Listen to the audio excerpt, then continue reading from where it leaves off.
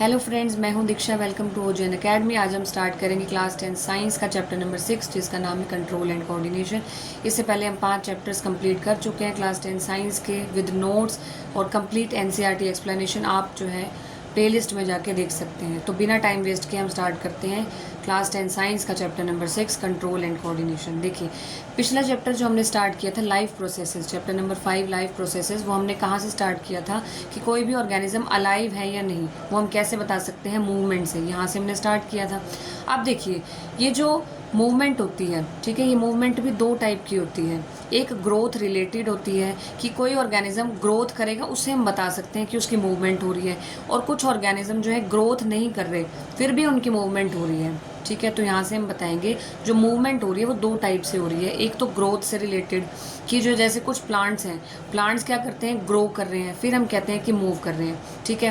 Plants कैसे seedling से उसके बाद वो प्लांट बनता है, तो इस तरीके से मूव करते हुए वो ग्रोथ से मूवमेंट दिखाते हैं। और कुछ ऑर्गेनिजम्स जो होते हैं वो ग्रोथ से मूवमेंट नहीं दिखाते। जैसे कैट रन कर रही है, डॉग रन कर रहा है, तो कोई ग्रोथ थोड़ी कर रहे हैं वो, लेकिन मूव तो कर रहे हैं ना। तो जो मूवमेंट है वो 2 टाइप से है, एक ग्रोथ से रिलेटेड है, एक ग्रोथ से रिलेटेड नहीं है, ठीक है।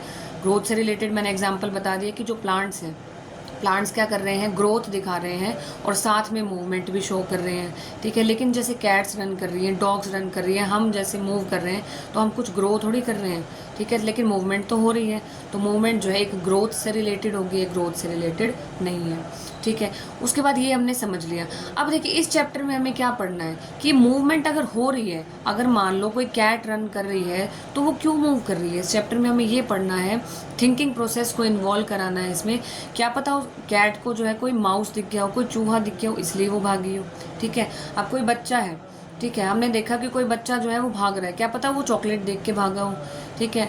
तो इस तरीके से एक व्यक्ति दूसरे व्यक्ति के पीछे भाग रहा है, क्या पता वो कोई चोर हो और वो उसका पर्स लेके भागा है और दूसरा व्यक्ति उसके पीछे दौड़ रहा है। तो इसलिए जो है मूवमेंट है ना, इसमें थिंकिंग प्रोसेस भी इन्वॉल्व हो सकती है। तो कंट्रोल एंड कोऑर्डिनेशन के इंट्रोडक्शन में ये चीज़ बताई हुई है कि जो मूवमेंट है ये एनवायरनमेंट में कुछ इवेंट्स होती हैं, उन इवेंट्स के रिस्पॉन्स में, उन इवेंट्स के रिस्पॉन्स में जो होता है वो होती है मूवमेंट। देखिए, कंट्रोल एंड कोऑर्डिनेशन का जो भी इंट्रोडक्शन है वो मैंने आपको पूरा बता दिया। सबसे पहले मैंने बताया कि पिछले चैप्टर में हम मूवमेंट पढ़ के आए हैं कि कोई भी ऑर्गेनिज्म अलाइव है या नहीं है वो हम मूवमेंट से बता रहे हैं। मूवमेंट जो है वो ग्रोथ से रिलेटेड हो भी सकती है। मूवमेंट 2 टाइप की होती है, ग्रोथ से रिलेटेड, एक ग्रोथ से रिलेटेड नहीं होती। ग्रोथ वाली जो प्लांट्स दिखाते हैं, जैसे प्लांट्स मूव कर रहे हैं क्योंकि वो ग्रो कर रहे हैं, और दूसरी जो होती है वो विदाउट ग्रोथ होती है, जैसे कैट रन कर रही है, डॉग रन कर रहा है, वो मूवमेंट तो कर रहे हैं बट ग्रोथ नहीं दिखा रहे। तो ये दिखा रखा है एक तो इंट्रोडक्शन में। दूसरा देखिए, जो दूसरा मैंने आपको बताया है कि जो इस चैप्टर में हम पढ़ेंगे, इसमें हम क्या पढ़ेंगे कि थिंकिंग प्रोसेस इन्वॉल्व है। कि जैसे कैट रन कर रही है तो क्या पता उसे माउस दिखाओ इसलिए रन कर रही है, ठीक है। बच्चे अगर क्या पता वो झूला झूल रहे हैं इसलिए वो खुश हो रहे हैं, इसलिए वो मूव कर रहे हैं, इसलिए वो दौड़ रहे हैं, ठीक है। तो मतलब इन चीज़ों में क्या दिखाया हुआ है कि जो कंट्रोल एंड कोऑर्डिनेशन है, जो कंट्रोल एंड कोऑर्डिनेशन है वो क्या है कि एनवायरनमेंट में कुछ इवेंट्स हो रही है, उनके रिस्पॉन्स में जो होता है ना, जो रिस्पॉन्स में जो एक्टिविटी हो रही है उसे बोलते हैं मूवमेंट, ठीक है। तो यहाँ से जो है आपका चैप्टर स्टार्ट हो रहा है कंट्रोल एंड कोऑर्डिनेशन। तो इस चैप्टर में आपकी जो कंप्लीट एनसीईआरटी है उसका सॉल्यूशन आपको प्रोवाइड किया जाएगा। मतलब पूरी एनसीईआरटी जो है आपको वो समझाई जाएगी और नोट्स कैसे हो सकते हैं इस चैप्टर के वो आपको प्रोवाइड किए जाएंगे, ठीक है। तो बिना टाइम वेस्ट किए स्टार्ट करते हैं कंट्रोल एंड कोऑर्डिनेशन। तो देखिए, चैप्टर 6 का नाम है कंट्रोल एंड कोऑर्डिनेशन। सबसे पहले इंट्रोडक्शन में मैंने सब कुछ आपको बता दिया। मेन चीज़ इसमें ये बताई हुई है कि जो कंट्रोल मूवमेंट्स हैं व्हेन वी टॉक। अब देखिए, जैसे क्लास में बच्चे बैठे हैं, ठीक है, क्लास में बच्चों को क्या पता है कि उन्हें, अगर टीचर वहाँ प्रेजेंट है तो उन्हें ये पता है कि उन्हें तेज नहीं बोलना, तो बजाय उसके वो आराम से खुसफुस करेंगे, विस्पर करेंगे, ठीक है। तो ये जो कंट्रोल मूवमेंट्स हैं ये किससे कनेक्ट होती हैं, ये अलग अलग इवेंट्स हो रही है एनवायरनमेंट में। अब उन्हें पता है कि यहाँ टीचर है, उन्हें डांट पड़ सकती है, उन्हें पेरेंट्स को बुलाया जा सकता है, पनिशमेंट मिलेगी। तो अलग अलग इवेंट्स से कनेक्ट होती हैं कंट्रोल्ड मूवमेंट्स, ठीक है। और फिर उनके जो रिस्पॉन्स में होता है, जो एक्शन होता है, उन्हें बोलते हैं मूवमेंट। ये मैंने आपको समझा दिया बहुत अच्छे से, ठीक है। फिर स्टार्ट करते हैं एनिमल्स नर्वस सिस्टम। अब बात करेंगे एनिमल्स के नर्वस सिस्टम की, ठीक है। हम भी किस में आते हैं, एनिमल्स में आते हैं। तो एनिमल्स के नर्वस सिस्टम की हम बात करेंगे। अब देखिए, एनिमल्स में जो कंट्रोल एंड कोऑर्डिनेशन होता है वो कौन प्रोवाइड करता है, नर्वस टिश्यू और मस्कुलर टिश्यू, ठीक है। जो एनिमल नर्वस सिस्टम होता है वो किससे मिलकर बनता है, अब देखिए इस चैप्टर में हम बात करेंगे नर्वस सिस्टम की बात करेंगे, एंडोक्राइन सिस्टम की बात करेंगे, फिर सेम चीज़ जो है प्लांट्स के लिए हम बात करेंगे। ठीक है, सबसे पहले हम देख रहे हैं, देखिए एनिमल्स में जो कंट्रोल एंड कोऑर्डिनेशन प्रोवाइड करता है वो कौन करता है? नर्वस टिश्यूज़ और मस्कुलर टिश्यूज़ मिलके। ठीक है, all information from our environment is detected by, अब देखो होता क्या है, जो नर्वस टिश्यू होता है उसमें क्या होते हैं? न्यूरॉन्स होते हैं, उसमें क्या होते हैं? न्यूरॉन्स होते हैं।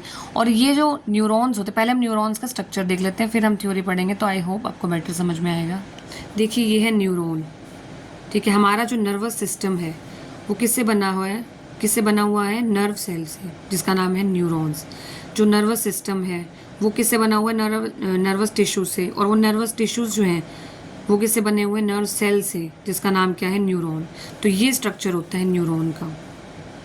देखिए एक चीज़ आपको याद रखनी है, जैसे हमारी बॉडी है, हमारी बॉडी में सबसे छोटा क्या है? सबसे पहले सेल है। सेल से क्या बनते हैं? टिश्यूज़ बनते हैं। टिश्यू से क्या बनता है? ऑर्गन बनते हैं। ऑर्गन से फिर पूरा ऑर्गन स्ट्रक्चर बनता है, उसके बाद जो है कंप्लीट बॉडी आ जाती है, बॉडी स्ट्रक्चर आ जाता है। इसी तरीके से सबसे पहले आता है नर्व सेल, जिसका नाम होता है न्यूरॉन्स। उसे क्या बनता है? नर्वस टिश्यू बनता है। फिर उसे क्या बनता है? नर्वस सिस्टम बनता है। ठीक है, तो सबसे जो छोटी यूनिट है वो क्या है? न्यूरॉन या फिर नर्व सेल। ठीक है, अब देखिए ये है नर्व सेल यानी कि न्यूरॉन। अब ये किससे कंसिस्ट है? देखिए इस शेप का, सबसे पहले ये जो होती है ना, ये ट्यूब लाइक स्ट्रक्चर है, इन्हें बोलते हैं डेंड्राइट्स। ठीक है, और ये क्या है? ये सेल बॉडी है। ये क्या है? ये सेल बॉडी है। सेल बॉडी में ये क्या है? न्यूक्लियस है। उसके बाद देखिए ट्यूबुलर स्ट्रक्चर है, इसे बोलते हैं एक्सोन। क्या बोलते हैं? एक्सोन। उसके बाद ये जो है ये होती है नर्व की एंडिंग। ये क्या होती है? Nerve ending. ठीक है, अब देखिए होता क्या है, सबसे पहले जो भी इंफॉर्मेशन आई एनवायरनमेंट में वो किसके पास आएगी? सबसे पहले डेंड्राइट्स के पास। किसके पास आएगी? डेंड्राइट्स के पास। अब ये इन्फॉर्मेशन पहुंच गई साइटोप्लाज्म तक, यानी कि सेल बॉडी तक पहुंच गई। अब साइटोप्लाज्म में क्या होते हैं? इंपॉर्टेंट तरीके के केमिकल्स होते हैं यहाँ पे। साइटोप्लाज्म में हमने पढ़ा था ना 9th क्लास के चैप्टर में, जो सेल वाला चैप्टर है ना, उसमें हमने पढ़ा था। अब देखिए साइटोप्लाज्म में क्या होते हैं? आयन्स होते हैं, केमिकल्स होते हैं। अब ये जो इन्फॉर्मेशन आई, अब जो आयंस है वो क्या करेंगे? स्पेशल केमिकल रिएक्शन करेंगे। अब यहाँ पर केमिकल रिएक्शन हुई, जिसकी वजह से ये आयंस जो है वो मूव करने लग गए। अब जब भी, अब देखिए यहाँ पर फिजिक्स भी कुछ अप्लाई होगी कि जब भी आयंस मूव करते हैं तो इलेक्ट्रिसिटी प्रोड्यूस करते हैं। तो यहाँ पर इलेक्ट्रिकल इम्पल्स जनरेट होगी, क्योंकि जो इन्फॉर्मेशन यहाँ डेंड्राइट पर आया था तो ये साइटोप्लाज्म में आया। साइटोप्लाज्म में रिएक्शंस हुई, केमिकल रिएक्शन, जिसकी वजह से इलेक्ट्रिसिटी प्रोड्यूस हुई, और उसकी वजह से इलेक्ट्रिकल इम्पल्स जो है वो ट्रेवल करेगी अब एक्सोन के थ्रू। अब इलेक्ट्रिकल इम्पल्स कहाँ आ गई? एक्सोन के पास आ गई। ठीक है, तो अब एक्सोन के पास इलेक्ट्रिकल इम्पल्स आ गई, अब एक्सोन से ट्रेवल करेगी, अब ये पहुंच जाएगी नर्व एंडिंग तक। अब देखिए कोई एक न्यूरॉन तो है नहीं हमारी बॉडी में, मिलियंस ऑफ न्यूरॉन्स हैं, तो दूसरा न्यूरॉन भी होगा। अब देखिए एक न्यूरॉन और दूसरे न्यूरॉन के बीच में गैप होगा, इस गैप को बोलते हैं साइनेप्स। क्या बोलते हैं? साइनेप्स। अब देखिए ये नर्व एंडिंग क्या होती है? यहाँ भी स्पेशल केमिकल्स होते हैं।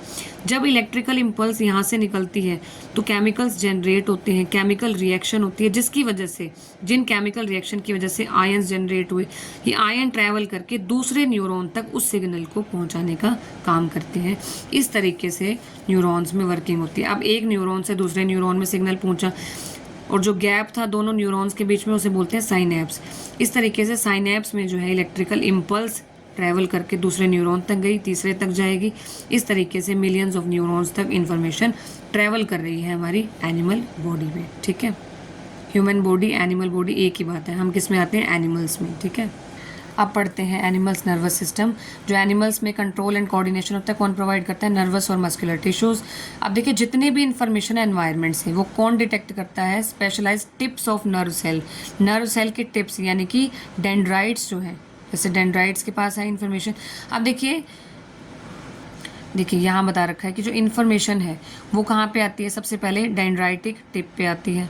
ठीक है, उसके बाद साइटोप्लाज्म तक पहुंचती है, उसके बाद केमिकल रिएक्शन होती है, जिसकी वजह से इलेक्ट्रिकल इम्पल्स जनरेट होती है। अब ये जो इम्पल्स है वो ट्रैवल करती है डेंड्राइट से सेल बॉडी में, फिर एक्सोन के पास गई। उसके बाद एक्सोन के एंडिंग में क्या था? Nerve ending. तो वहाँ पे जो इलेक्ट्रिकल इम्पल्स है फिर से जो क्या है? केमिकल्स जनरेट होंगे, केमिकल रिएक्शन होगी, और साइनेप्स बताया था ना कि गैप क्रॉस करके जाएंगे ये केमिकल्स, और सिमिलर जो इलेक्ट्रिकल इम्पल्स है वो दूसरे न्यूरॉन के डेंड्राइट्स के पास चली जाएगी। इस तरीके से इन्फॉर्मेशन ट्रैवल करेगी। एक और जो चीज़ इसमें रह गई वो ये है कि जितनी भी इंफॉर्मेशन है वो कौन डिटेक्ट करता है, वो specialised tips of nerve cell. अब देखिए nerve cells special nerve cells होते हैं जिन्हें रिसेप्टर बोला जाता है। तो एनवायरनमेंट से इंफॉर्मेशन डिटेक्ट करने का काम करता कौन है, रिसेप्टर। ठीक है, कौन करता है, रिसेप्टर, जो कि हमारे सेंस ऑर्गन्स में है। जैसे ईयर है, ईयर क्या करेगा, साउंड को डिटेक्ट करेगा, तो ये रिसेप्टर है। नोज क्या करेगा, स्मेल को डिटेक्ट करेगा। टंग क्या करेगी, टेस्ट को डिटेक्ट करेगी। और जैसे गस्टेटरी रिसेप्टर्स हैं, ये क्या करेंगे, टेस्ट को डिटेक्ट करेंगे। और ऑल्फैक्टरी रिसेप्टर्स हैं, वो स्मेल को डिटेक्ट करेंगे। इसमें ये बता रखा है कि जो एनवायरनमेंट से इंफॉर्मेशन को डिटेक्ट करने का काम है वो कौन करता है, nerve cells, special nerve sales, या बोल सकते हैं रिसेप्टर्स। स्पेशल जो है नर्व सेल्स या फिर रिसेप्टर जो है रिसीव करने का काम करते हैं इन्फॉर्मेशन को।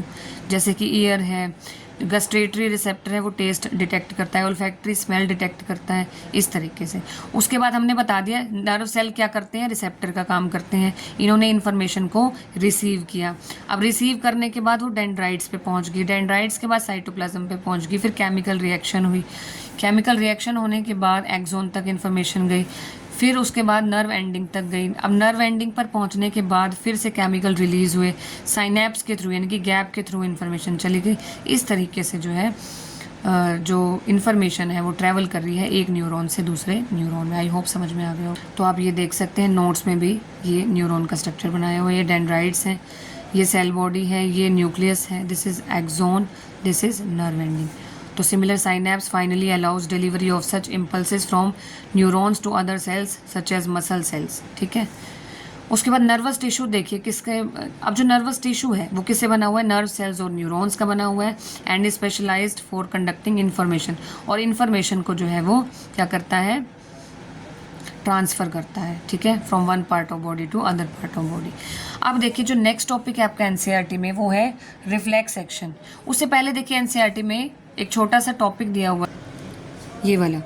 अब देखिए अगर आपकी जो नोज़ है वो ब्लॉक है तो आप शुगरी सब्सटेंस लें या फिर कोई नमक वाले लें। तो अगर नोज़ ब्लॉक है ना, इसमें ये कहना चाहता है कि अगर नोज़ ब्लॉक है, ठीक है, तो ऑल्फैक्टरी रिसेप्टर जो है वो क्या करेंगे, स्मेल को डिटेक्ट नहीं कर पा रहे, तो उसकी वजह से आपको कोई फ़र्क नहीं लगेगा। चाहे आप कुछ शुगर वाला खा रहे हैं या आप कुछ नमक वाले खा रहे हैं, तो मतलब आपको टेस्ट नहीं आएगा। तो इसका मतलब जो जितने भी सेंस ऑर्गन्स हैं उन सबका काम करना ज़रूरी है, तब जो है अच्छे से आप जो है कंट्रोल एंड कोऑर्डिनेशन प्रोवाइड हो पाएगा। अब बात करते हैं रिफ्लेक्स एक्शन की। रिफ्लेक्स एक्शन क्या होता है, देखो रिफ्लेक्स एक्शन है, जैसे मैं आपको समझाऊँ, कोई कप है, गरम है, उसमें पानी, अगर आपने उसको एकदम से हाथ लगाया तो आप क्या करेंगे, एकदम से हाथ हटा लेंगे। क्या थिंकिंग इन्वॉल्व थी इसमें? नहीं थी। तो जो सडन एक्शन ऐसे होते हैं जहाँ थिंकिंग ही इन्वॉल्व नहीं होती, टाइम ही नहीं मिलता सोचने का, सिर्फ जो है वो एक्शन हो जाते हैं। तो रिफ्लेक्स का मतलब होता है sudden action in response to something in the environment. मतलब एनवायरनमेंट में कुछ ऐसा हो रहा है जिसकी वजह से सडन एक्शन हुआ, विदाउट थिंकिंग अबाउट इट, बिना सोचे समझे, और without feeling in control of our reactions. तो थिंकिंग क्या होती है, कॉम्प्लेक्स एक्टिविटी होती है। तो it is bound to involve a complicated interaction of many nerve impulses from many neurons. अब देखो इस टॉपिक में आपको ये क्या समझाना चाह रहा है, पहले मैं आपको ब्रीफ में बता देती हूँ। अब देखिए ये टॉपिक समझने से पहले आपको कुछ चीज़ें समझनी होंगी, फिर आपको ये टॉपिक समझ में आएगा, ऐसे नहीं आएगा। देखिए सबसे पहले आपको ये समझना होगा कि जो थिंकिंग टिश्यू है वो किससे कनेक्टेड है। थिंकिंग टिश्यू जो है वो किससे रिलेट करता है, वो ब्रेन से रिलेट करता है। ठीक है, अब देखिए, और यहाँ हम बात करेंगे नर्वस सिस्टम की। किसकी बात करेंगे, नर्वस सिस्टम की। अब देखिए जो नर्वस सिस्टम होता है वो किससे मिलके बना होता है, नर्व सेल से। ठीक है, और वो जो है नर्व सेल्स को हम क्या बोलते हैं, न्यूरॉन्स।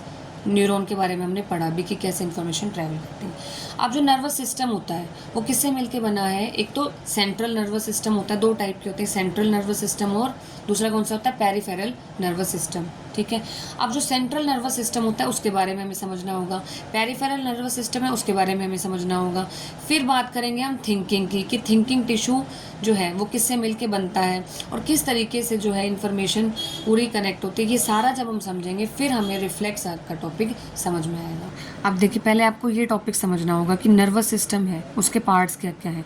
सबसे पहले आता है सेंट्रल नर्वस सिस्टम, जो किससे कंसिस्ट होता है, ब्रेन से और स्पाइनल कॉर्ड से। ब्रेन और स्पाइनल कॉर्ड मिलके बनाती हैं सेंट्रल नर्वस सिस्टम। और देखिए सेंट्रल नर्वस सिस्टम का काम क्या होता है कि to collect all the information from जितने भी रिसेप्टर्स हैं, उन्होंने जो इन्फॉर्मेशन ली उन इन्फॉर्मेशन को कलेक्ट करना काम होता है सेंट्रल नर्वस सिस्टम का, ठीक है। और ये जो इन्फॉर्मेशन है फिर कहाँ ऐड की जाती है, added together before messages are sent out to the effectors, ठीक है।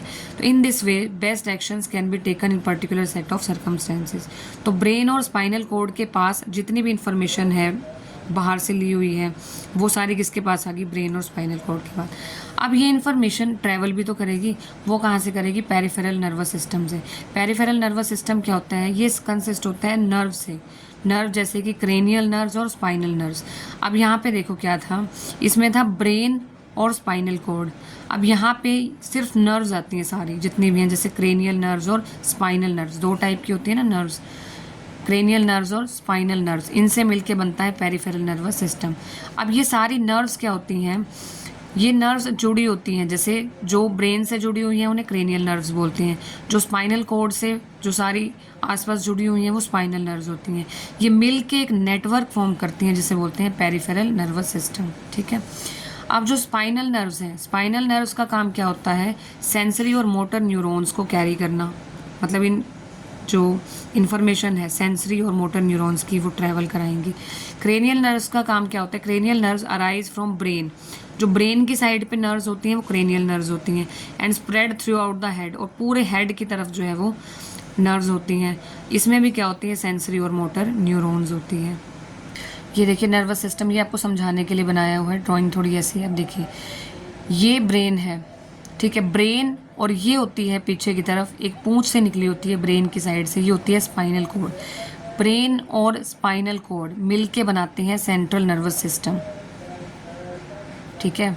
तो ब्रेन और स्पाइनल कोड मिलके, ये जो है ये ब्रेन और स्पाइनल कोड मिलके सिर्फ इतना पार्ट जो है ये क्या बनाते हैं, सेंट्रल नर्वस सिस्टम। अब देखिए ब्रेन की साइड जो नर्व्स निकली हुई हैं उन्हें क्रेनियल नर्व्स बोलते हैं, और जो स्पाइनल कोड की साइड ये जो नर्व्स होती हैं ना, ये स्पाइनल कोड से जितनी भी नर्व्स यहाँ पे आसपास उन्हें बोलते हैं स्पाइनल नर्व्स, ठीक है। तो क्रेनियल नर्व्स और स्पाइनल नर्व्स ये मिलके क्या बनाती हैं, पेरिफेरल नर्वस सिस्टम। अब होता क्या, जितनी भी इंफॉर्मेशन है वो ब्रेन के पास आई, स्पाइनल कोड के पास आई, और ट्रैवल कैसे करेंगी, क्रेनियल नर्व से, स्पाइनल नर्व से, तो पेरिफेरल नर्वस सिस्टम से ट्रैवल करेंगी इन्फॉर्मेशन। तो समझ में आ गया होगा, ये दोनों ब्रेन और स्पाइनल कोड मिलके क्या बनाते हैं, सेंट्रल नर्वस सिस्टम। और जो नर्व्स हैं, ब्रेन से जो नर्व्स अटैच है उन्हें क्रेनियल नर्व्स बोलते हैं, स्पाइनल कोड से जो भी नर्व्स अटैच है उन्हें स्पाइनल नर्व्स बोलते हैं, ठीक है। तो इस तरीके से बनता है ह्यूमन नर्वस सिस्टम, ठीक है। तो थिंकिंग टिश्यू क्या इन्वॉल्व करता है, अब थिंकिंग टिश्यू क्या है, ब्रेन है, ठीक है। अब ये किससे मिलके बना है, ब्रेन के आसपास क्या है, नर्व्स हैं, न्यूरॉन्स हैं, जिससे जो इन्फॉर्मेशन है वो ट्रैवल करती है। तो ये आपको समझाना था, अब आपको समझ में आएगा रिफ्लेक्स टॉपिक। अब देखिए रिफ्लेक्स एक्शंस क्या होता है, रिफ्लेक्स का मतलब होता है सडन एक्शन, बिना सोचे समझे जो एक्शंस हो, जैसे चाय अगर गर्म लगी एकदम से हमने हाथ लगा दी तो हमारे हाथ पीछे हो जाएंगे। तो जब थिंकिंग इन्वॉल्व नहीं होती और सडन एक्शन उन्हें बोलते हैं रिफ्लेक्स। और अब बात करेंगे, अब सिर्फ थिंकिंग के बारे में ये थोड़ा बहुत बताएगा कि थिंकिंग क्या होती है। थिंकिंग एक कॉम्प्लेक्स एक्टिविटी होती है, ठीक है, जिसमें कॉम्प्लिकेटेड इंटरेक्शंस होती हैं नर्व इम्पल्सेस की फ्रॉम मैनी न्यूरॉन्स, बताए मैंने, ठीक है, जो न्यूरॉन्स हैं जिसमें ट्रैवल करते हैं, ठीक है, नर्वस टिश्यूज़ में। अब थिंकिंग टिश्यू जो होता है हमारी बॉडी में वो किससे कंसिस्ट होता है, dense networks of intricately arranged neurons से कंसिस्ट होता है। It sits in the forward end of the skull and receive signal from all over the body. अब थिंकिंग टिश्यू के पास क्या आएगी, जितने भी इंफॉर्मेशन है वो सारी आती है थिंकिंग टिश्यू के पास। ये क्या करता है, सिग्नल्स को रिसीव करता है from all over the body which it thinks about before responding to them.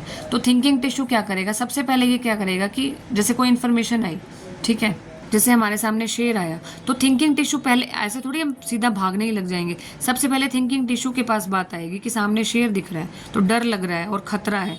फिर उसके बाद ये थिंकिंग टिश्यू ने सोची ये चीज़, सिग्नल्स को रिसीव किया सबसे पहले, फिर थिंक किया, फिर रिस्पॉन्ड करेगा। इस तरीके से बॉडी जो है काम करती है। तो थिंकिंग टिश्यू जो है न्यूरॉन से कंसिस्ट होता है। स्कल जो होता है ना, उसके फॉरवर्ड एंड में होता है थिंकिंग टिश्यू, और जितने भी सिग्नल्स हैं उसको रिसीव करने का काम करता है, और रिस्पॉन्ड करने से पहले इस पर थिंक करता है थिंकिंग टिश्यू, सोचते हैं हम सबसे पहले। फिर in order to receive this signal, ये थिंकिंग पार्ट जो होता है ब्रेन का in the skull must be connected to nerves. हमने बताया है ना, ये जो ब्रेन पार्ट है, ठीक है, ये किससे कनेक्ट होता है? नर्व से कनेक्ट होता है from various part of the body, ठीक है। तो ये कनेक्ट होते हैं आपस में, और नर्व्स जो होती हैं वो क्या करती हैं? सिग्नल को कैरी करने का काम करती हैं अलग अलग पार्ट्स में, बॉडी पार्ट्स में। और जो कनेक्शन होता है इन नर्व्स का इन process of detecting the signal को डिटेक्ट करने के लिए और रिस्पॉन्ड करने के लिए, इसे बोलते हैं रिफ्लेक्स आर्क। इसे क्या बोलते हैं? Reflex arc. रिफ्लेक्स आर्क क्या होती है? Reflex arc connections be made between input nerve और आउटपुट नर्व में जो है कनेक्शंस होते हैं।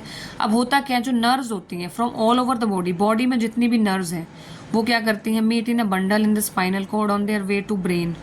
अब ब्रेन से लेके, ब्रेन के आसपास भी नर्व्स हैं, स्पाइनल कॉर्ड के आसपास भी नर्व्स हैं। तो ये नर्व्स क्या है? ये क्या कर रही हैं? एक नेटवर्क फॉर्म कर रही हैं। फिर रिफ्लेक्स आर्क क्या होता है? Are formed in the spinal cord itself although the information input goes to reach the brain. Reflex arc क्या होती हैं? एफिशिएंट वेज होती हैं functioning in the absence of true thought process, ठीक है। अब मैं रिफ्लेक्स आर्क पहले आपको समझाती हूँ डायग्राम में, फिर आपको समझ में आ जाएगा। देखिए रिफ्लेक्स आर्क है ना, सबसे पहले आप ये डायग्राम समझोगे, यहाँ से आपको आएगा। इसके लिए आपको जो नर्वस सिस्टम है वो मैंने पढ़ा दिया आपको। सबसे पहले आपको नर्वस सिस्टम भी पता होना चाहिए, वो मैंने बता दिया। Central nervous system, peripheral nervous system. अब हम पढ़ेंगे रिफ्लेक्स आर्क के बारे में। रिफ्लेक्स आर्क क्या होती है? सबसे पहले देखो, कोई कप है, ठीक है, जिसमें हॉट वाटर है। अब हमने इसको हाथ लगाया। अब रिसेप्टर्स जो है, जो हमारी स्किन के रिसेप्टर्स होंगे, ठीक है, स्किन के रिसेप्टर्स के पास इंफॉर्मेशन गई। सबसे पहले इंफॉर्मेशन पहुंचती है रिसेप्टर्स के पास। अब यहाँ पे देखो, रिसेप्टर्स के पास इंफॉर्मेशन गई। अब रिसेप्टर्स में क्या है? न्यूरॉन्स हैं, ठीक है। अब रिसेप्टर्स के पास क्या है? Sensory neurons. अब जो सेंसरी न्यूरॉन्स हैं, ठीक है, जो स्किन पे हमारे क्या है? सेंसरी न्यूरॉन्स हैं। अब इंफॉर्मेशन रिसेप्टर्स से कहाँ गई? सेंसरी न्यूरॉन्स के पास। अब सेंसरी न्यूरॉन्स के पास जाती जाती इंफॉर्मेशन देखो कहाँ गई? ये गई स्पाइनल कॉर्ड के पास। स्पाइनल कॉर्ड किससे अटैच होता है? ब्रेन के पास। अब यहाँ देखो, एक सबसे अलग चीज़ होती है, स्पाइनल कॉर्ड कहता है, जब भी रिफ्लेक्स एक्शन होते हैं ना, तो वहाँ पे स्पाइनल कॉर्ड ही सब कुछ संभाल लेती है, ब्रेन की ज़रूरत नहीं पड़ती। अब होता क्या है, जो सेंसरी न्यूरॉन्स ने इन्फॉर्मेशन को स्पाइनल कॉर्ड तक पहुँचाया, स्पाइनल कॉर्ड कहती है यहाँ मैं खुद संभाल लूँगी, यहाँ मैं एक्शन खुद लूँगी। अब स्पाइनल कॉर्ड के पास यहाँ होते हैं हमारे पास रिले न्यूरॉन्स, ठीक है। स्पाइनल कॉर्ड की साइड क्या होते हैं? Relay neurons. ये क्या करते हैं? कनेक्ट करते हैं सेंसरी न्यूरॉन्स को आगे मोटर न्यूरॉन्स से कनेक्ट करने का काम करते हैं रिले न्यूरॉन्स। अब न्यूरॉन्स जो है स्पाइनल कॉर्ड के पास आए, ठीक है, फिर यहाँ होते हैं रिले न्यूरॉन्स जो कि इन्फॉर्मेशन को फिर से मोटर न्यूरॉन्स तक पहुँचाने का काम करते हैं। अब रिले न्यूरॉन्स के बाद जो इन्फॉर्मेशन है कहाँ तक गया? मोटर न्यूरॉन्स के थ्रू कहाँ पहुँच गया? हमारे पास इफेक्टर यानी कि मसल के पास पहुँच गया। अब मसल को ये पता लगा कि मोटर न्यूरॉन्स ने इन्फॉर्मेशन कैरी की हुई है कि हाथ हटाना है। अब फटाफट से जो मसल न्यूरॉन्स हैं ये काम करेंगे और हाथ जो है हमारा वो हट जाएगा। इफेक्टर बोलते हैं। इफेक्टर मतलब जहाँ इफेक्ट आ रहा है वो मसल न्यूरॉन हो सकते हैं, आगे कोई भी हो सकता है इफेक्टर, ठीक है। तो अब मसल न्यूरॉन्स के पास, इफेक्टर के पास ये सिग्नल आया स्पाइनल कॉर्ड की तरफ से कि अब जो है हाथ को हटाना है, तो उसके बाद हाथ जो है हट जाएगा। तो आप देखिए, अब समझ में आएगा रिफ्लेक्स आर्क क्या होती है। Connection of nerves in process of detecting the signal and responding to it by an output action, उसे बोलते हैं reflex arc. Reflex arc connection जो होते हैं वो इनपुट नर्व और आउटपुट नर्व से बने हुए होते हैं, और नर्व्स जो होती हैं वो क्या फॉर्म करती हैं? एक स्ट्रक्चर फॉर्म करती हैं। रिफ्लेक्स आर्क्स में क्या होता है? स्पाइनल कॉर्ड जो है खुद ही जो है वो इन्फॉर्मेशन को संभाल लेता है ब्रेन पे पहुंचने से पहले। और रिफ्लेक्स आर्क क्या होते हैं? एफिशिएंट वेज होती हैं functioning in the absence of true thought process. तो थॉट प्रोसेस तो इन्वॉल्व नहीं थी ना यहाँ पे, क्योंकि ब्रेन के पास सिग्नल पहुंचने से पहले स्पाइनल कॉर्ड में पहुंच गया। Spinal cord is a very thick nerve which runs inside the cavity of backbone. तो स्पाइनल कॉर्ड होती क्या है? जो बैकबोन की कैविटी में जो है प्रेजेंट होती है वो होती है spinal cord. Upper end of spinal cord is attach to brain. Upper end जो है ब्रेन से अटैच है। And nerves are kind of wires which are distributed all over the body, ठीक है। उसके बाद आते हैं पार्ट्स ऑफ नर्वस सिस्टम, ये मैं आपको बता चुकी हूँ कंप्लीट। उसके बाद ये हम कर चुके हैं ह्यूमन नर्वस सिस्टम। उसके बाद एक छोटा सा टॉपिक है ये ऑटोनॉमिक नर्वस सिस्टम। जो पेरिफेरल नर्वस सिस्टम है वो दो टाइप का होता है, ऑटोनॉमिक नर्वस सिस्टम या बोल सकते हैं इनवॉलेंट्री नर्वस सिस्टम या वॉलेंट्री नर्वस सिस्टम। देखिए वॉलेंट्री नर्वस सिस्टम में तो ऐसे वॉलेंट्री एक्शंस होते हैं जिन्हें थिंकिंग की ज़रूरत पड़ती है, जहाँ सोचने की ज़रूरत पड़ती है। जैसे अगर किसी फ्रेंड से बोलना है तो थिंकिंग टिश्यू इन्वॉल्व होगा, सोचना पड़ेगा। कोई लेटर लिखना है, डांस करना है, किक करना है फुटबॉल को, तो यहाँ जो है, जो हमारे कंट्रोल में एक्टिविटीज़ होती है ना, जिनके लिए थिंकिंग इन्वॉल्व होती है, वो होती है वॉलेंट्री नर्वस सिस्टम में।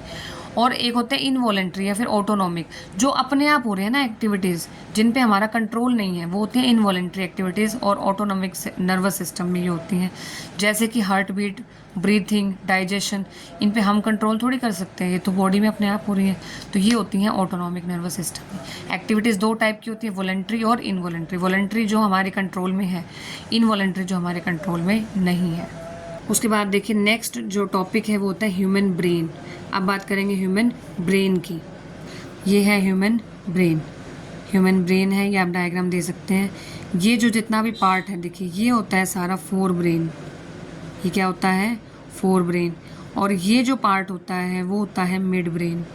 और ये वाला जितना भी पार्ट है, ये जो पार्ट है, ठीक है, ये होता है हाइंड ब्रेन। ये क्या होता है? Hind brain. तो ब्रेन जो है वो तीन पार्ट से कंसिस्ट है, फोर ब्रेन, ये फोर ब्रेन, ये मिड ब्रेन, और ये इस तरीके से हाइंड ब्रेन। ये हाइंड ब्रेन। अब देखिए फोर ब्रेन किससे मिलके बना होता है? ब्रेन तीन पार्ट से बना है, fore brain, mid brain, hind brain. अब ये जो फोर ब्रेन है, ये जो फोर ब्रेन है, ये किससे मिलके बना है? ये मेनली जो आता है ना, इसमें आता है सेरेब्रम। इसमें जो आता है मेनली, ये पार्ट आता है सेरेब्रम का। अब ये सेरेब्रम क्या करता है? फोर ब्रेन में जो मेन थिंकिंग पार्ट होता है, फोर ब्रेन क्या होता है? ब्रेन का जो मेन थिंकिंग पार्ट होता है ना, जहाँ से इंसान सोचता है, होता है फोर ब्रेन। ठीक है, वो क्या होता है? Fore brain. फोर ब्रेन किससे कंसिस्ट है हमारे पास? सेरेब्रम से। किससे? सेरेब्रम से। ठीक है, अब देखिए ये जो है नोट्स है आपको कि लिखना कैसे है टॉपिक। जो ब्रेन है वो तीन पार्ट्स में डिवाइड है, fore brain, mid brain, hind brain. Fore brain जो है सेरेब्रम से बना होता है, मिड ब्रेन के आगे कोई डिवीजन नहीं होते। हाइंड ब्रेन जो है वो तीन पार्ट से मिलकर बना है, पोन्स, सेरिबेलम और मेडुला। अब जो फोर ब्रेन होता है ना, उसका काम क्या होता है? वो मेन थिंकिंग पार्ट होता है ब्रेन का। जितने भी थॉट्स हैं, जैसे सोच रहे हैं, जो भी सेंसेशंस होती हैं, एक्शंस होते हैं, मूवमेंट्स होते हैं, वो कंट्रोल करता है सेरिब्रम। जितने भी वॉलेंट्री एक्शन बताया था ना, जो हमारी मर्जी से हो रहे हैं, जहाँ थिंकिंग पार्ट इन्वॉल्व है, जितने भी वॉलेंट्री एक्शंस हैं उनको कंट्रोल करता है फोर ब्रेन। फिर चलते हैं मिड ब्रेन। मिड ब्रेन क्या करता है? ये कंट्रोल करता है रिफ्लेक्स मूवमेंट्स को। अभी हमने किए थे ना रिफ्लेक्स मूवमेंट, जहाँ इतना सोचने की ज़रूरत नहीं पड़ती, थिंकिंग इन्वॉल्व नहीं होती। तो मिड ब्रेन कंट्रोल करता है रिफ्लेक्स मूवमेंट्स को of the head, neck, trunk in response to visual and auditory stimuli. अब ये क्या करता है? रिफ्लेक्स मूवमेंट्स को, आई के भी मसल्स, चेंज इन प्यूपिल साइज, तो मेनली रिफ्लेक्स मूवमेंट्स को कंट्रोल करने का काम करता है मिड ब्रेन। चाहे वो नेक के हों, आई के हों, मसल्स के हों, प्यूपिल साइज, आई लेंस, तो मिड ब्रेन उन्हें कंट्रोल करता है। फिर बात करते हैं हाइंड ब्रेन की। हाइंड ब्रेन जो है वो तीन कंपोनेंट से मिलकर बनता है, पोन्स, सेरिबेलम और मेडुला। पोन्स, सेरिबेलम और मेडुला। तो पोन्स का काम होता है रेस्पिरेशन को रेगुलेट करना, रेस्पिरेशन को। सेरिबेलम, बेलम से याद रखना है बैलेंस। तो सेरिबेलम जो है वो बैलेंस बनाने के, मेंटेन करने के, पोस्चर और बैलेंस के को मेंटेन करने के काम करता है सेरिबेलम। और इससे क्या करते हैं हम? प्रिसाइज और एक्यूरेट मूवमेंट्स कर सकते हैं, जैसे वॉकिंग, डांसिंग, बाइसिकल राइड करना। फिर आता है मेडुला। मेडुला का काम क्या होता है? इनवॉलेंट्री एक्शंस को कंट्रोल करना। जितने भी इनवॉलेंट्री एक्शंस होते हैं, जैसे कि heart beat, breathing, blood pressure, peristaltic movements, ठीक है, तो जितने भी इनवॉलेंट्री एक्शंस होते हैं उन्हें कंट्रोल करता है मेडुला। ठीक है, और it is controlling the centre for reflexes such as swallowing, coughing, sneezing, saliva, vomiting. तो इनवॉलेंट्री एक्शंस को कंट्रोल करता है मेडुला। ठीक है, और जितने भी वॉलेंट्री एक्शंस होते थे उन्हें कंट्रोल करता था फोर ब्रेन। तो ये ब्रेन का डायग्राम फिर से देख लीजिए। फोर ब्रेन का काम क्या होता है? फोर ब्रेन में होता है सेरिब्रम। फोर ब्रेन किससे कंसिस्ट होता है? सेरिब्रम। सेरिब्रम क्या करता है? जितने भी वॉलेंट्री एक्शंस होते हैं, जितने भी वॉलेंट्री एक्शंस होते हैं वो कंट्रोल करता है सेरिब्रम। मिड ब्रेन का काम होता है रिफ्लेक्स मूवमेंट्स को कंट्रोल करना। और हाइड ब्रेन किससे कंसिस्ट होता है? देखो, पोन्स, मेडुला और सेरिबेलम। पोन्स का काम क्या होता है? रेस्पिरेशन कंट्रोल करना। मेडुला का काम क्या होता है? मेडुला का काम क्या होता है? जितने भी इनवॉलेंट्री एक्शंस हैं ठीक है, वो मेडुला देखता है। सेरिबेलम क्या करता है, बैलेंस मेंटेन करने का काम करता है सेरिबेलम। तो इस तरीके से ये ब्रेन जो है आपका कवर होगा। अगर आप ऐसे पढ़ेंगे तो आपको बहुत अच्छे से समझ में आ गया होगा। एक बार हम फटाफट से जो है रिवाइज कर लेते हैं। तो अभी तक हमने जितना कि फटाफट से रिवाइज कर लेते हैं। हमने सबसे पहले मूवमेंट के बारे में पढ़ा कि कोई भी अलाइव है या नहीं, वो कैसे पता चलेगा, कैसे पता चलेगा हमें, मूवमेंट से। मूवमेंट जो है ग्रोथ से रिलेटेड भी हो सकती है और नहीं भी होती। ग्रोथ से रिलेटेड जो प्लांट्स मूवमेंट दिखाते हैं, प्लांट्स ग्रोथ भी कर रहे हैं, मूवमेंट भी दिखा रहे हैं। कैट रन कर रही है, डॉग रन कर रहे हैं, बट वो क्या कर रहे हैं, ग्रोथ नहीं कर रहे, बट मूवमेंट तो कर रहे हैं। उसके बाद जितना भी कंट्रोल एंड कोऑर्डिनेशन होता है वो किससे कनेक्ट होता है, सीरीज ऑफ जितने भी एनवायरनमेंट में इवेंट्स होती हैं, ठीक है, उनके रिस्पॉन्स में जो भी एक्टिविटी होती है वो होती है मूवमेंट। ये चीज़ बताई गई, ठीक है। अब जैसे बच्चे हैं, बच्चे क्लास में बात कर रहे हैं तो उन्हें पता है अब उन्हें लाउड नहीं बोलना, उन्हें क्या करना है, विस्पर करना है। तो कंट्रोल एंड कोऑर्डिनेशन जो है किससे कंसिस्ट होता है, जितने भी एनवायरनमेंट में इवेंट्स होती हैं उनके रिस्पॉन्स में जो एक्टिविटी होती है वो होती है मूवमेंट, ठीक है। और control and coordination in movement से कंसिस्ट होता है। फिर हमने बात की थी नर्वस सिस्टम की। नर्वस सिस्टम जो है दो टाइप का होता है, सेंट्रल नर्वस सिस्टम और peripheral nervous system. Central nervous system किससे कंसिस्ट होता है, ब्रेन और स्पाइनल कोड से, दिखाया था मैंने आपको डायग्राम में। और पेरिफेरल नर्वस सिस्टम किससे कंसिस्ट होता है, जितने भी नर्व्स हैं, ठीक है, क्रेनियम नर्व्स हैं और स्पाइनल नर्व्स हैं। ब्रेन से, ब्रेन के आसपास जो नर्व्स होती हैं वो क्रेनियल नर्व्स होती हैं, स्पाइनल कोड के आसपास जो भी नर्व्स होती हैं वो स्पाइनल नर्व्स होती हैं। फिर हमने नर्वस सिस्टम पढ़ा था, ठीक है।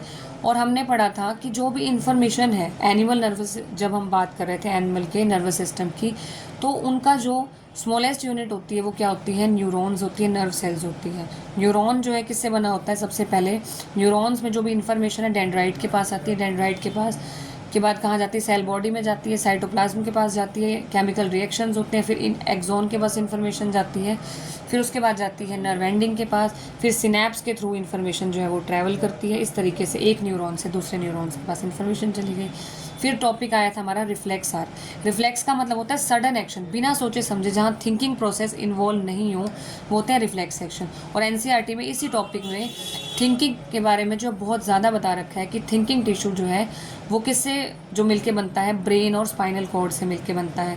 जितने भी इंफॉर्मेशन है वो सारी नर्व्स कैरी करके चलती हैं, ठीक है। तो यहाँ नर्वस सिस्टम की बात आ जाएगी एक तो, और थिंकिंग की बात कर रहा है कि जितनी भी इंफॉर्मेशन है सबसे पहले ब्रेन के पास आई, फिर स्पाइनल कॉर्ड के पास आई, और नर्व्स के थ्रू जो इंफॉर्मेशन है वो क्या कर रही है, ट्रैवल कर रही है, ठीक है। अब लेकिन रिफ्लेक्स आर्क में तो जो मेन काम है वो स्पाइनल कॉर्ड ही संभाल लेती है। सबसे पहले आपको रिफ्लेक्स आर्क में क्या बताना है कि जो रिसेप्टर्स हैं, रिसेप्टर्स के पास सबसे पहले इन्फॉर्मेशन जाती है। अब रिसेप्टर्स क्या करते हैं, इन इन्फॉर्मेशन को सेंसरी न्यूरॉन्स के पास भेजते हैं। फिर सेंसरी न्यूरॉन क्या करते हैं, स्पाइनल कॉर्ड के पास ये इन्फॉर्मेशन सेंड करते हैं। अब वहाँ देखिए स्पाइनल कॉर्ड के पास अब इंटरकनेक्टेड न्यूरॉन्स होते हैं, रिले न्यूरॉन्स, ठीक है। अब स्पाइनल कॉर्ड में जाने के बाद रिले न्यूरॉन्स ने क्या किया, उन इन्फॉर्मेशन को मोटर न्यूरॉन्स तक पहुंचा दिया। अब मोटर न्यूरॉन्स के बाद जो इन्फॉर्मेशन है वो कहाँ पहुंच गई, इफेक्टर तक पहुंच गई, ठीक है। उसके बाद हमने बात की थे एक्शंस के बारे में, वॉलेंट्री एक्शंस और इनवॉलेंट्री एक्शंस के बारे में। वॉलेंट्री एक्शंस क्या होते हैं, जिन पे हमारा कंट्रोल होता है वो वॉलेंट्री एक्शन होते हैं। जिन पे हमारा कंट्रोल नहीं होता वो होते हैं इनवॉलेंट्री एक्शन। इनवॉलेंट्री एक्शंस में थिंकिंग इन्वॉल्व नहीं होती, ठीक है। जैसे ब्रीथिंग है, डाइजेशन है। और वॉलेंट्री एक्शन में जिनमें थिंकिंग इन्वॉल्व होती है, जैसे कि बाइसिकल राइड करना, फ्रेंड से बात करना, तो इस तरीके के जो एक्शन है वो क्या होते हैं, वॉलेंट्री एक्शंस, ठीक है। फिर हमने बात की ब्रेन की। ब्रेन जो है 3 पार्ट से जो है बना होता है, fore brain, mid brain, hind brain. Fore brain में सेरिब्रम होता है। सेरिब्रम क्या करता है, जितने भी वॉलेंट्री एक्शंस हैं उनको संभालता है। और उसके बाद आता है मिड ब्रेन। मिड ब्रेन जितने भी रिफ्लेक्स मूवमेंट्स होते हैं उन्हें देखता है। फिर आता है हाइंड ब्रेन।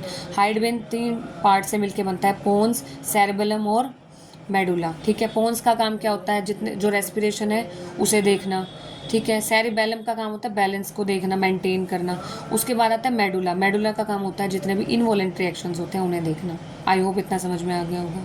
नेक्स्ट टॉपिक है कि ये जो टिश्यूज़ हैं इन्हें प्रोटेक्ट कैसे किया जाता है। देखिए जो डेलिकेट ऑर्गन है जैसे कि ब्रेन, अब इसको प्रोटेक्ट तो करना पड़ेगा ना। तो ब्रेन जो होता है हमारी बॉडी में एक बोनी बॉक्स में प्रेजेंट होता है, ठीक है। और इस बॉक्स के अंदर जो ब्रेन होता है एक फ्लूइड लाइक बैलून, मतलब एक फ्लूइड वहाँ प्रेजेंट होता है जो कि फर्दर शॉक एब्जॉर्प्शन जो है प्रोवाइड करने का काम करता है, ठीक है। तो जो ब्रेन है वो एक बोनी बॉक्स में प्रेजेंट होता है और एक फ्लूइड वहाँ पे प्रेजेंट होता है जो शॉक एब्जॉर्प्शन प्रोवाइड करने का काम करता है। उसके बाद जो स्पाइनल कॉर्ड होती है, जो स्पाइनल कॉर्ड होती है वो भी प्रोटेक्टेड होती है, वो एक हार्ड बम्पी स्ट्रक्चर के अंदर प्रेजेंट होती है, जिसे बोलते हैं वर्टिबल कॉलम या फिर बैकबोन। स्पाइनल कॉर्ड जिस हार्ड स्ट्रक्चर में प्रेजेंट होती है उसे बोलते हैं वर्टिबल कॉलम या फिर बैकबोन। उसके बाद देखिए जो how does the nervous tissue carry cause action. अब एक्शंस परफॉर्म कैसे होते हैं। व्हेन द एक्शन और movement is to be perform, जब कोई एक्शन या मूवमेंट होना होता है, मसल जो टिश्यू है वो फाइनल जॉब करता है। When a nerve impulse reaches the muscle, जो नर्व इम्पल्स है वो मसल से कनेक्ट होती है। और होता क्या है, जो मसल होगी, मसल फाइबर वो मूव करता है। मसल सेल्स मूव करते हैं बाय चेंजिंग देयर शेप, अपनी शेप्स को चेंज करते हैं, शॉर्ट करते हैं, लॉन्ग करते हैं, इस तरीके से मसल सेल्स मूव करते हैं। Muscle cells have special proteins, इनके पास स्पेशल प्रोटीन्स होते हैं जिनकी वजह से अपनी शेप चेंज कर सकते हैं and their arrangement of cell change कर सकते हैं in response to nervous electrical impulses. Arrangement of this protein give the muscle cells a shorter form. तो होता क्या है, देखो ये एक्शंस परफॉर्म कैसे होते हैं। ये एक्शन परफॉर्म होते हैं, मेन जो काम करता है वो मसल टिश्यू करता है। मसल टिश्यू में क्या होती हैं, जो नर्व इम्पल्सेस हैं वो मसल तक पहुंचती हैं। अब मसल्स के पास एक स्पेशल टाइप के प्रोटीन्स होते हैं जिनकी वजह से वो अपनी शेप चेंज कर सकती हैं। वो अपनी शेप को शॉर्टन भी कर सकती हैं, लेंथन भी कर सकती हैं, इस तरीके से मसल्स मूव करती हैं। और टू काइंड्स ऑफ मसल्स होती हैं, वॉलेंट्री और इनवॉलेंट्री। पढ़ चुके हैं हम ये। वॉलेंट्री जो होती हैं, जो हमारे कंट्रोल में होती हैं, जहाँ थिंकिंग इन्वॉल्व होती है। इनवॉलेंट्री जो हमारे कंट्रोल में नहीं होती, जहाँ थिंकिंग इन्वॉल्व नहीं होती। तो एनसीईआरटी में ये बताया हुआ है कि नर्वस टिश्यू जो है वो एक्शन कैसे परफॉर्म करते हैं। एक्शन परफॉर्म कौन करता है, मसल टिश्यू। मसल टिश्यू में क्या होते हैं, मसल सेल्स होती हैं। मसल सेल्स के बाद प्रोटीन्स होते हैं। ये प्रोटीन्स के पास एक जो है मेन चीज़ ये होती है कि वो अपनी शेप चेंज कर सकते हैं इन प्रोटीन्स की वजह से। जो मसल सेल्स हैं, इस मसल सेल्स जब अपनी शेप चेंज करते हैं तो इस तरीके से जो है इंफॉर्मेशन ट्रांसफ़र होती है पूरी बॉडी में, और जो है फाइनल जॉब जो है मसल सेल वो कर सकते हैं। ठीक है, समझ में आ गया होगा। नेक्स्ट टॉपिक आता है आपका कोऑर्डिनेशन इन प्लांट्स। अब प्लांट्स में कोऑर्डिनेशन कैसे होता है। देखो प्लांट्स के पास तो कोई नर्वस सिस्टम भी नहीं है, मसल्स भी नहीं है, अब कोऑर्डिनेशन होगा कैसे। ठीक है, तो प्लांट्स क्या करते हैं, डिफरेंट टाइप के मूवमेंट्स शो करते हैं, दो टाइप की। एक तो ग्रोथ डिपेंडेंट होती है, एक इंडिपेंडेंट ऑफ ग्रोथ होती है। मैंने बताया था ना, जो प्लांट्स हैं वो दो टाइप के मूवमेंट शो करते हैं। एक तो ग्रोथ पे डिपेंडेंट होती है, दूसरी ग्रोथ पे डिपेंडेंट नहीं होती। जैसे डायरेक्शनल मूवमेंट ऑफ सीडलिंग है, वो क्या करता है, वो ग्रोथ भी कर रहा है, मूवमेंट भी कर रहा है। ये हमने बताया था ना, इंट्रोडक्शन में ही मैंने बताया था। जैसे जो सीडलिंग है, सीडलिंग क्या करता है, ग्रोथ भी करता है एक सर्टेन डायरेक्शन में ऊपर की तरफ, और मूवमेंट भी करता है। और जो लीव्स होती हैं of sensitive plants move very quickly in response to touch. अब देखिए जैसे छुई मुई का प्लांट होता है, मिमोसा प्लांट बोलते हैं, अगर हमने एक पार्ट पे अगर हमने टच किया तो ये क्या करे, कोई ग्रोथ तो कर नहीं रहा। वो छुई मुई का पौधा क्या होता है, अपने आप को क्लोज कर लेता है, बंद कर लेता है, इस तरीके से बंद कर लेता है। तो यहाँ पे कुछ ग्रोथ तो हो नहीं रहा, लेकिन मूवमेंट तो फिर भी हो रही है। तो ये होती है बिना ग्रोथ की मूवमेंट। जो सीडलिंग की मूवमेंट है वो ग्रोथ रिलेटेड मूवमेंट है, कि ग्रोथ भी हो रही है, मूवमेंट भी हो रही है। लेकिन जैसे छुई मुई के पौधे को हमने छुआ, फिर मूवमेंट हुई, पूरे प्लांट ने अपने आप को क्लोज कर लिया, तो ये ग्रोथ से रिलेटेड नहीं है। तो इस टाइप से दो टाइप की होती हैं मूवमेंट्स प्लांट्स में। फर्दर जो कंट्रोल और कोऑर्डिनेशन प्लांट्स में होता है वो किससे परफॉर्म होता है, वो होता है केमिकल सब्सटेंसेस से, जिन्हें बोलते हैं प्लांट हार्मोन्स। प्लांट हार्मोन्स क्या करते हैं, कोऑर्डिनेशन संभालते हैं प्लांट्स में। ठीक है, अब बात करेंगे सबसे पहले इमीडिएट रिस्पॉन्स टू स्टिमुलस। देखिए सबसे पहले बात करेंगे immediate response to stimulus. NCERT में देखिए कैसे बताया गया है। सबसे पहले देखो कोई भी प्लांट को टच किया तो मूवमेंट हैपन हुई ना। जैसे छुई मुई का पौधा है, एक पॉइंट ऑफ टच था, एक जगह तो हमने क्या किया, टच करा, लेकिन पूरे प्लांट ने क्लोज कर लिया अपने आप को। तो इन्फॉर्मेशन कैसे ना कैसे ट्रैवल तो की होगी ना। तो कैसे ट्रैवल की होगी, तो यहाँ पे बनी होंगी इलेक्ट्रिकल केमिकल तरीके से जो इन्फॉर्मेशन ट्रैवल हुई होगी। ठीक है, तो जो प्लांट सेल्स थे वो अपने शेप को चेंज कर लेते हैं बाय चेंजिंग द। अब होता क्या है, देखिए प्लांट के जो सेल्स हैं वो कैसे करते हैं इन्फॉर्मेशन को कैरी और ट्रांसफ़र कैसे करते हैं एक सेल से दूसरे सेल की तरफ। प्लांट के जो सेल्स हैं वो अपनी शेप को चेंज कर लेते हैं। वो कैसे करते हैं, जो उनके पास वाटर होता है ना, उससे क्या करते हैं, वो अपनी शेप को चेंज कर लेते हैं। जैसे वाटर अगर कहीं ज़्यादा है तो वो क्या करेगा, अपने आप को स्वेल कर लेगा, जहाँ कम है अपने आप को श्रिंक कर लेगा। इस तरीके से वाटर जो है ऑस्मोसिस के थ्रू वो एक जगह से दूसरी जगह जो है ट्रैवल करेगा, और जो प्लांट है वो अपनी शेप चेंज करता रहेगा। इस तरीके से जो प्लांट्स हैं वहाँ इंफॉर्मेशन ट्रैवल होती है। समझ में आ गया। एक तो ये तरीका है कि इमीडिएट रिस्पॉन्स कैसे जाता है स्टिमुलस के लिए, स्टिमुलस के रिस्पॉन्स में। सबसे पहले प्लांट को टच किया, मूवमेंट हुई किसी एक पॉइंट ऑफ टच पे। अब इन्फॉर्मेशन पूरे प्लांट के पास गई होगी, तभी तो वो प्लांट क्लोज कर लिया अपने आप को, उस प्लांट ने अपने आप को क्लोज कर लिया। तो ये हुआ क्या, इसमें प्लांट्स जो होते हैं इलेक्ट्रोकेमिकल का जो है इस तरीके से इस प्रोसेस का यूज़ करते हैं to convey information from cell to cell, क्योंकि उनके पास कोई टिश्यू तो है नहीं कि वो ये इन्फॉर्मेशन को ट्रैवल करवा सकें। तो जो प्लांट के जो सेल हैं वो क्या करते हैं, अपनी शेप को चेंज कर लेते हैं, और वो कैसे करते हैं, वाटर के अमाउंट को चेंज करके इस तरीके से ये इन्फॉर्मेशन को एक पार्ट से दूसरे पार्ट तक पहुंचाते हैं। अब बात करेंगे movement due to growth. Growth के जो मूवमेंट होती है उससे रिलेटेड बात करेंगे। अब देखिए जो प्लांट्स हैं, प्लांट जो स्टिमुलस की तरफ रिस्पॉन्ड कर रहे हैं slowly bye growing in particular direction. जैसे सीडलिंग है, सीडलिंग पर्टिकुलर डायरेक्शन में ग्रो कर रहा है, ग्रोथ भी कर रहा है, मूवमेंट भी कर रहा है, ठीक है। ऐसे प्लांट्स की हम बात कर रहे हैं। अब यहाँ पे देखिए जो ग्रोथ होती है वो डायरेक्शनल होती है, it appears if the plant is moving. अब देखिए होगा क्या, एनवायरनमेंट जो होता है ना, एनवायरनमेंट ट्रिगर करता है, जैसे कि लाइट है, ग्रेविटी है, ये क्या करेंगे, प्लांट के जो ग्रो होने की डायरेक्शन है इनको चेंज करेंगी। कैसे करेंगे देखिए, दीज डायरेक्शनल और ट्रॉपिक मूवमेंट्स कैन बी इधर टूवर्ड स्टिमुलस, ये स्टिमुलस की तरफ भी हो सकती है और अवे फ्रॉम इट भी हो सकती है। जैसे शूट्स हैं, प्लांट किससे कंसिस्ट होता है, रूट्स और शूट्स से। जो शूट्स हैं वो क्या करती हैं, बेंड हो जाती हैं लाइट की तरफ, लेकिन जो रूट्स हैं वो क्या होती हैं, दूर जाती हैं इनसे, ठीक है। ये आपको फिगर से समझ में आएगा। देखिए ये है सेंसिटिव प्लांट, ये क्या है, सेंसिटिव प्लांट, छुई मुई का प्लांट। अगर यहाँ हमने एक पॉइंट ऑफ टच पे यहाँ टच किया तो पूरा का पूरा जो प्लांट है वो अपने आप को क्लोज कर लेगा। अब ये करते क्या हैं, ये भी इंफॉर्मेशन ट्रैवल कर रहे हैं, लेकिन हो कैसे रही है, अपनी शेप को चेंज करके जो इन्फॉर्मेशन है ये ट्रैवल करती है, ये अपनी शेप को चेंज कर लेते हैं, और शेप को चेंज करते हैं वाटर के अमाउंट से। इन्होंने क्या किया, वाटर की हेल्प ली, वाटर की हेल्प से ये अपनी शेप को चेंज कर लेते हैं। शेप चेंज करने से जो इन्फॉर्मेशन है वो कैरी हो जाएगी हर एक सेल तक, प्लांट के हर एक सेल तक, ठीक है। अब देखिए फिर आता है response of plant to direction of light. अब देखिए ये एक प्लांट है, ये प्लांट की क्या है, ये रूट्स हैं, और ये क्या है, ये शूट है, रूट्स और शूट्स। अब देखिए होगा क्या, प्लांट को सनलाइट मिल रही है, अब जहाँ लाइट मिलेगी ना, ये जो शूट्स हैं ये क्या करेंगी, लाइट के टुवर्ड्स जो है बेंड हो जाएंगी, शूट्स क्या करेंगे, अपने आप को बेंड कर लेंगी। और ये जो रूट्स हैं, जब इन्हें पानी मिलता है ना तो ये क्या करती हैं, इनसे दूर ये इस डायरेक्शन में ग्रो करती हैं, डाउनवर्ड डायरेक्शन में, और जो रूट्स हैं ये अपवर्ड डायरेक्शन में जो है, इस तरीके शूट्स जो हैं वो अपवर्ड डायरेक्शन में ग्रो कर रही हैं, रूट्स जो हैं वो डाउनवर्ड डायरेक्शन में इस तरीके से ग्रो करती हैं, ठीक है। तो लाइट के प्रेजेंस में, लाइट के प्रेजेंट में क्या हो रहा है, हमारे पास मूवमेंट हो रहा है प्लांट का, लाइट के रिस्पॉन्स में मूवमेंट हो रहा है प्लांट्स का, ठीक है। ये किस में है, यहाँ स्टिमुलस क्या हुआ, लाइट के थ्रू, ठीक है। अब यहाँ पे जियोट्रोपिज्म दिखा रखा है, देखिए ये जो प्लांट है इसके जो शूट्स हैं वो ऊपर की तरफ ग्रो कर रही हैं, और जो रूट्स हैं वो नीचे की तरफ ग्रो कर रही हैं, ठीक है। तो यानी कि ग्रेविटी से रिलेट होगा ना। अब जो ग्रेविटी है, ग्रेविटी कहाँ एक्ट करती है, डाउनवर्ड डायरेक्शन में। अब देखिए जो रूट्स हैं वो भी डाउनवर्ड डायरेक्शन में ग्रो कर रही हैं, ग्रेविटी भी डाउनवर्ड में ग्रो करती है, तो जो रूट्स हैं वो पॉजिटिवली जियोट्रोपिक होती हैं।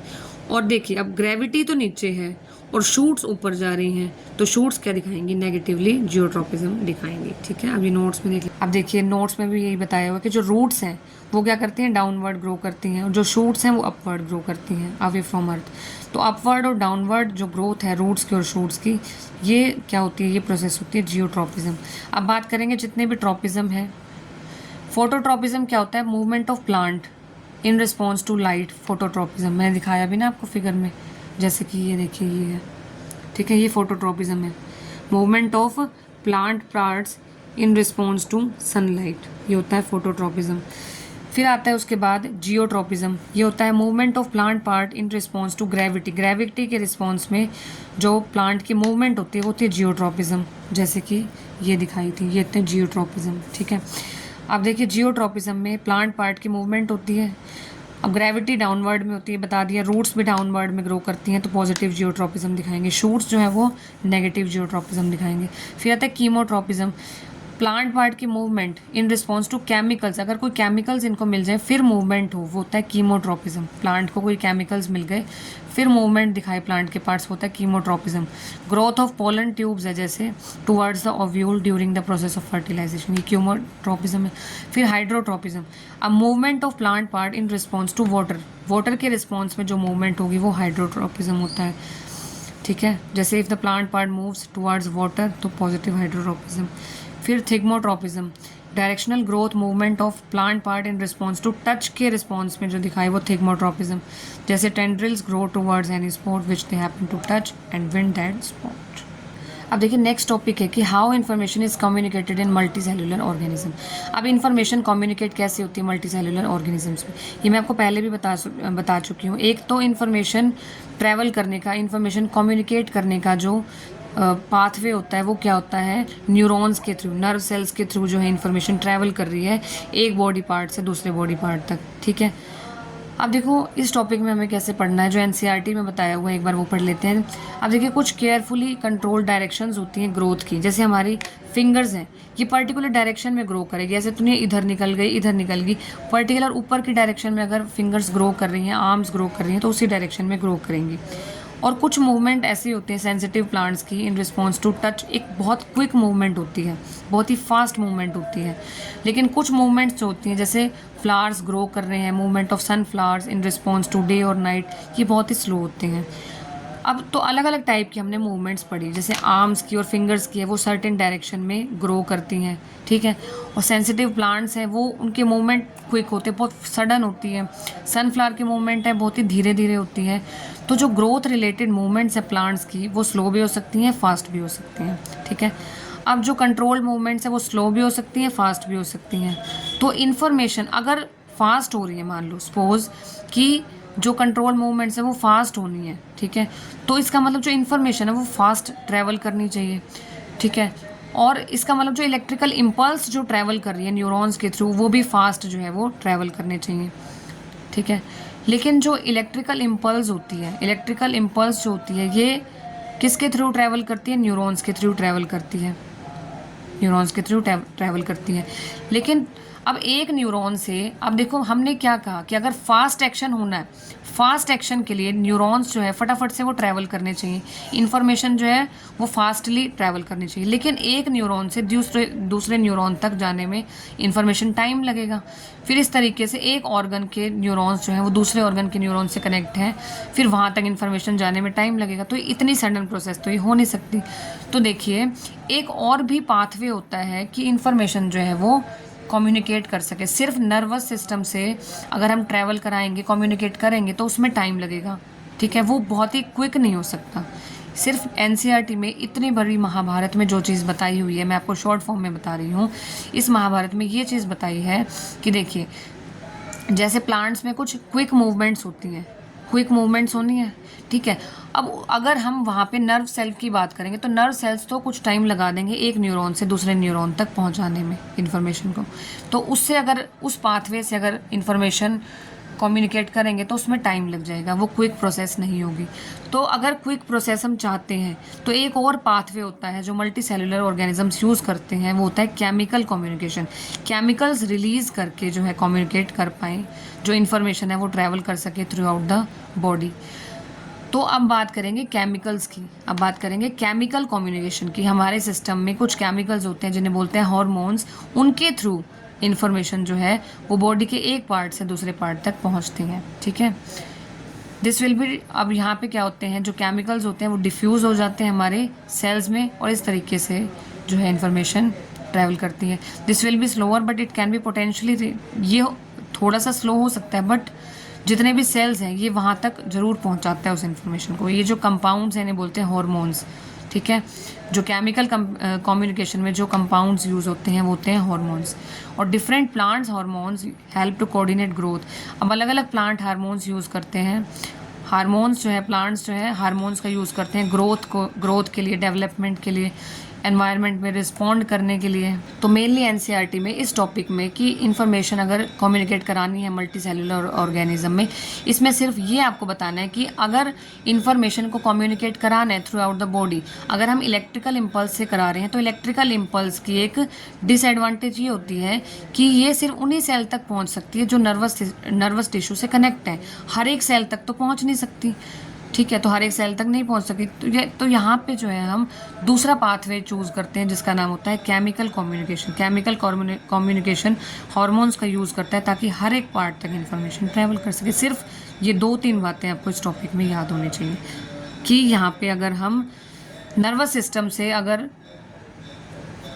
इंफॉर्मेशन जो है कम्युनिकेट कराते हैं तो हर एक सेल तक नहीं पहुंच सकती, इसलिए हार्मोन्स का यूज़ करते हैं केमिकल कम्युनिकेशन में। ठीक है, तो देखिए व्हेन ग्रोइंग प्लांट्स जो है अगर लाइट को डिटेक्ट कर रहे हैं तो प्लांट्स क्या करेंगे, अगर लाइट को डिटेक्ट कर रहे हैं, लाइट आ गई उनके पास, तो ऑक्सिन हार्मोन रिलीज़ करेंगे। अब ऑक्सिन हार्मोन क्या करता है, टू ग्रो, ये जो शूट टिप है उसको बड़ा करने का, लॉन्ग करने का काम करता है। तो when light is coming from one side of, अब होता क्या है देखिए, जब लाइट आई एक साइड से, वहाँ ऑक्सिन हार्मोन बना ज़्यादा हो गया, दूसरी साइड ऑक्सिन हार्मोन कम है, तो ऑक्सिन डिफ्यूज़ कर जाएगा, जहाँ पे ज़्यादा है और जहाँ कम है वहाँ की साइड पहुँच जाएगा। दस कंसनट्रेशन ऑफ ऑक्सिन, अब जो ऑक्सिन की कंसनट्रेशन है उसकी वजह से जो सेल्स हैं वो ग्रो करेंगे longer on the side of shoot which is away from the light. अब ऑक्सिन कहाँ से कहाँ चला गया, कि जहाँ पे जो शूट है उसके टिप से और जहाँ पे लाइट नहीं है वहाँ तक ऑक्सीजन चला गया। इस तरीके से जो प्लांट है वो बेंड कर जाएगा टूवर्ड्स लाइट। ठीक है, और दूसरा जो प्लांट हार्मोन्स है जिबरलिन्स हार्मोन्स, जिबरलिन हार्मोन जो है ये किस में हेल्प करते हैं, ग्रोथ ऑफ स्टेम, स्टेम की ग्रोथ में हेल्प करते हैं। फिर आते हैं साइटोकिनिन्स हार्मोन्स, साइटोकिनिन हार्मोन्स क्या करते हैं, ये सेल डिवीज़न को प्रमोट करते हैं, सेल डिवीज़न को, and natural they are present in greater concentration in areas of rapid cell division such as fruits and seeds। फिर आते हैं एब्सिसिक एसिड, ये प्लांट हार्मोन होता है जो इनहिबिट करता है ग्रोथ, जैसे फॉलिंग ऑफ लीव्स है, मतलब ग्रोथ को रोकता है। अब जैसे देखो जो पत्ते हैं, अब जिन पत्तों को, जैसे पत्ते गिरते हैं ना किसी मौसम में, तो विल्टिंग ऑफ लीव्स, तो उस टाइम जो हार्मोन बनता है होता है abscisic acid, wilting of leaves में। It also causes detachment of flowers and fruits from the plants. Next topic है हार्मोन्स इन एनिमल्स। अब बात करेंगे, हम हार्मोन्स की बात कर रहे हैं कि जब ऐसा हो कि नर्व सेल्स जो है, नर्व सेल्स भी इंफॉर्मेशन कैरी करते हैं हमारी बॉडी में, बट वो हर एक ऑर्गन तक, हर एक सेल तक नहीं पहुंचा पाते इंफॉर्मेशन। हर एक सेल ऑर्गन तक हम किससे पहुंचाएंगे, केमिकल कम्युनिकेशन से, हार्मोन्स। प्लांट के हार्मोन्स की हम बात कर चुके हैं, अब एनिमल्स के हार्मोन्स की हम बात करेंगे। अब हार्मोन्स होते क्या हैं, ये केमिकल सब्सटेंस होते हैं which coordinate the activities of living organisms, और उनकी ग्रोथ को कोऑर्डिनेट करता है। ये सिक्रेट करते हैं एंडोक्राइन ग्लैंड्स।